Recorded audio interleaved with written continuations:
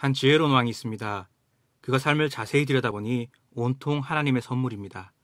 인생에 좋은 것들이 참 많고 그 좋은 것들 중에서도 더 좋은 것이 있습니다. 그리고 가장 좋은 것을 발견합니다. 바로 하나님을 경외하는 것입니다. 그리고 이 좋은 선물을 오고 오는 세대에 전하기 위해서 전도서를 기록했습니다. 전도서 7장에는 더 좋은 것들을 하나하나 비교합니다. 먼저 1절 상반절입니다. 좋은 이름이 좋은 기름보다 낫고, 인생이 추구하는 좋은 것 두 가지를 비교하고 있습니다. 이름과 기름을 비교하고 있습니다. 여기서 좋은 기름이란 이 땅에서 누리는 여러 가지 소유라 할 수 있습니다. 부를 추구하는 인생입니다. 그리고 좋은 이름이란 하나님과 사람들로부터 아름다운 평가를 받는 인생이라 할 수 있습니다. 명예를 추구하는 인생입니다. 즉 사람은 부와 명예를 추구하지만 부보다는 명예가 낫다고 이야기합니다. 잠언 22장 1절은 동일한 교훈을 이렇게 말씀합니다. 많은 재물보다 명예를 택할 것이요. 왜 좋은 이름을 택해야 합니까? 좋은 기름, 즉 자기 소유와 달란트를 쌓아두고 자기만을 위해 쓴다면 그게 이 세상 사는 동안에만 그에게 유익하기 때문입니다. 좋은 기름만 추구한다면 좋은 사람이라는 명예는 얻지 못합니다. 이와 반대로 하나님께서 주신 이 인생이라는 선물을 다른 사람을 유익하게 하고 하나님께 영광 돌리는 데 사용한다면 그의 이름은 죽음 이후에도 계속해서 남을 것입니다. 훌륭한 삶을 산 사람은 출생하는 날보다 오히려 죽는 날에 더 큰 칭찬과 명성을 얻게 됩니다. 그래서 1절 하반절은 죽는 날이 출생하는 날보다 나으며 라고 말씀하고 있습니다. 이어서 2절도 좋은 것 두 가지를 비교하고 있습니다. 2절은 초상집에 가는 것이 잔치집에 가는 것보다 나으니 모든 사람이 끝이 이와 같이 됨이라. 산자는 이것을 그의 마음에 둘지어다 라고 말씀합니다. 잔치집에 가는 것도 좋지만 그것보다는 초상집에 가는 것이 더 좋다고 말씀합니다. 그 이유가 무엇입니까? 모든 사람의 끝이 이와 같이 되기 때문입니다.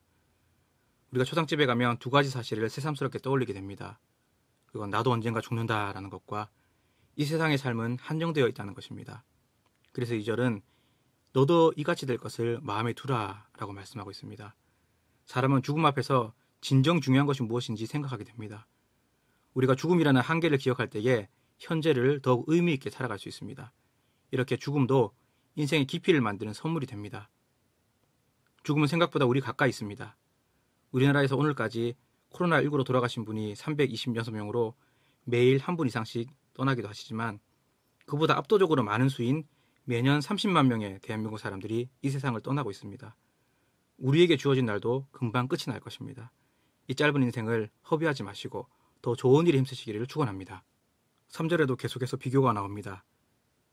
슬픔이 웃음보다 나음은 얼굴에 근심하는 것이 마음에 유익하기 때문이라. 웃음보다 슬픔이 낫다고 말씀하고 있습니다. 이 말씀은 마음에서 우러나는 미소 같은 웃음이 필요 없다는 것이 아니라 삼류 코미디 같은 억지스러운 웃음만 추구해서는 안 된다는 것입니다. 6절의 쓸모없는 웃음이 무엇인지 말씀하고 있습니다. 우매한 자들의 웃음소리는 손밑에서 가시나무가 타는 소리 같으니 이것도 헛되니라. 우매한 자들의 웃음소리는 손밑에서 가시나무 타는 소리 같습니다. 가시나무를 태우면 어떻게 됩니까? 타닥타닥 타는 소리만 요란하고 불은 별로 안 셉니다. 숯불은 타는 소리 없이 화력이 세지만 가시나무는 실속 없이 타는 소리만 요란합니다. 우매한 자의 웃음소리가 이와 같습니다. 저급한 유머나 말장난으로 한바탕 왁자지껄하게 웃을 수는 있지만 남는 게 없습니다. 듣기 좋은 소리, 듣고 싶은 소리 해주는 아첨으로 신나게 웃을 수 있지만 그런 기쁨과 웃음은 영혼에 유익이 없습니다. 본문 3절 말씀은 그런 웃음보다는 오히려 슬픔과 근심이 유익하다고 말씀합니다.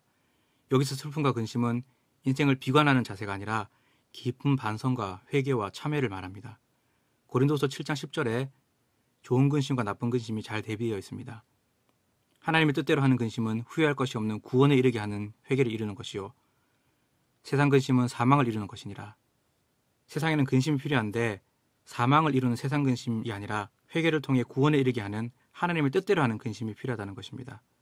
다시 말해서 인생을 바르게 하고 영생을 누리게 하기 위해서 하나님의 뜻대로 하는 근심이 반드시 필요하다는 것입니다. 근심과 슬픔을 좋아하는 사람은 없지만 그것은 내 자신을 돌아보게 하는 하나님의 선물입니다. 우리를 슬프게 하고 근심되게 하는 것들이 많이 있습니다. 코로나19와 건강이, 경제와 물질이, 가족과 사회에서의 관계가, 때로 예기치 못한 고난과 위기가 근심되게 하고 슬프게 합니다. 이럴 때일수록 헛된 웃음과 세상 즐거움으로 도망가지 마시고 하나님 앞에서 자신을 돌아보고 회개할 기회로 삼으시기 바랍니다. 주님 앞에서 슬퍼하고 근심함으로써 더욱 성장한 성도, 더욱 성숙한 성도 되시기를 축원합니다. 5절 말씀은 이런 맥락에서 지혜로운 사람의 책망을 듣는 것이 더 좋다고 교훈해주고 있습니다. 지혜로운 사람의 책망을 듣는 것이 우매한 자들의 노래를 듣는 것보다 나으니라. 때로는 하나님의 말씀으로 책망을 받아야 죄를 깨닫고 애통할 수 있습니다. 다윗도 밧세바를 범한 직후에는 그 죄를 숨기기 위해서 속임수와 살인까지 서슴없이 저질렀습니다. 그러나 나단 선지자의 지혜로운 책망을 듣고서야 깨달았고 하나님 앞에 대성통곡하며 회개기도를 할 수 있었습니다. 사람은 자기의 죄에 대해서 둔감하거나 혹은 민감하더라도 그럴 수밖에 없는 일이었다고 자기 합리화하는 경향이 있습니다. 그렇기에 지혜로운 사람의 책망을 들을 수 있는 것 자체가 하나님의 은혜이기도 합니다. 최근 들어 한국 교회가 온 나라의 책망거리가 되었습니다. 교회들마다 방역수칙을 잘 지키고 있었음에도 불구하고 정부, 언론, 여론은 한국 교회가 코로나19 재확산의 주범인 듯 몰아가고 있습니다. 그들 나름의 명분과 이유와 목적이 있겠지만 성도된 우리는 그 무엇보다 하나님 앞에서 현실과 현상들을 받아들여야 합니다. 하나님은 아수르와 바벨론을 통해서도 이스라엘을 회개케 하신 것처럼 오늘도 세상을 통해 교회를 책망하시는 부분이 있음을 알아야 합니다. 우리의 모든 삶은 하나님께서 주관하십니다. 13절 말씀입니다.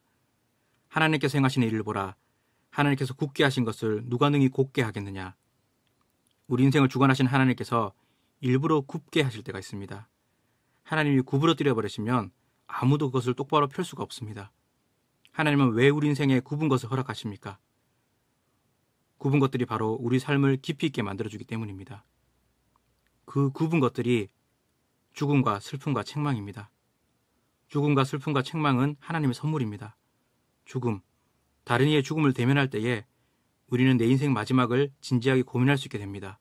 슬픔, 우리는 근심을 통해 하나님의 음성에 귀를 기울이게 됩니다.